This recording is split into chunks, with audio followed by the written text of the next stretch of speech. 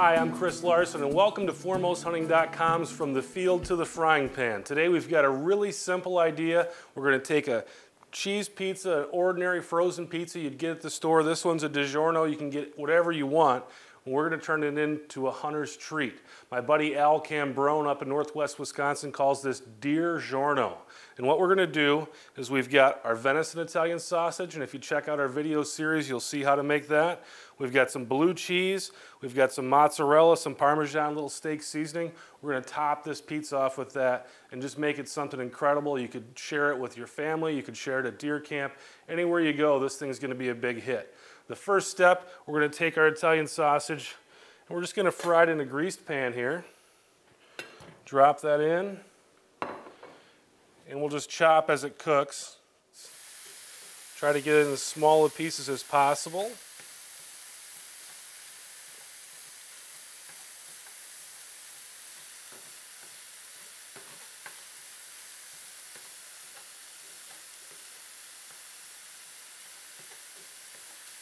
And as you can see, the venison Italian sausage.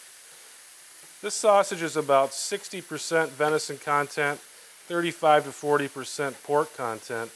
It's a lot leaner than the stuff that you buy at the store. All right, our meat is now done.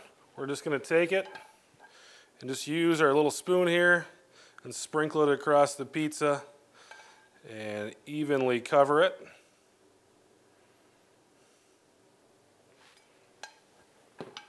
The next step, and this is one of my favorites, is to put this blue cheese on here.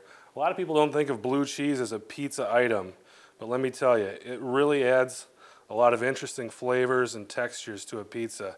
If you have never had blue cheese on a pizza and you like pizza and you like blue cheese, highly recommend it. After the blue cheese is on, we go with a pizza staple, and that's the mozzarella. And we're going to, again, just cover that nice and evenly throughout. And you can tell that we live in Wisconsin. We like our cheese. And then the last cheese is just some Parmesan. And Parmesan has a really low moisture content compared to a lot of the other cheeses that we're using here today. And that's going to give the pizza just a little bit of a crustier type of texture. And that's why we put that on top. Going to give it just a little bit of a more stiff texture to the top of it.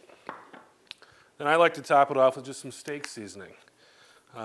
Montreal is one of the ones that everybody uses. This is just kind of a generic brand and it works great. Gives it just a little extra flavor. Now we've already got our oven preheated, and if you look in the directions of the pizza, it'll say if you want a crispy crust, just put it on the oven grates. If you want a chewier crust, put it on a pizza pan. Well, I like to do a hybrid, and what I'll do is I'll put the pizza pan on a lower rack and then the pizza on one rack above it. And what that does is it protects it from the harsh heat that comes up off the bottom of the oven, but at the same time allows some of that heat to get under that crust and gets it done just to perfection.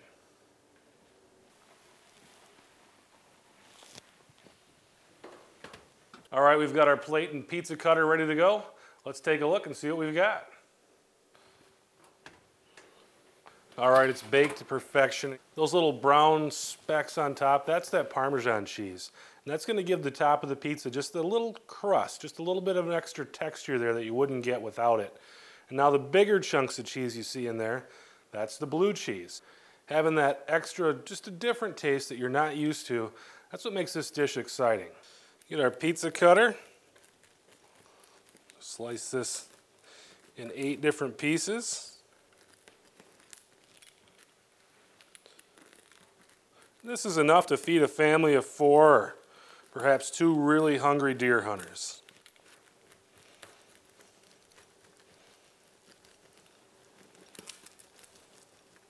You're going to have a hard time finding a venison recipe tastier than this. And now this is hardly a full venison meal. I mean, obviously there's a lot of different ingredients here.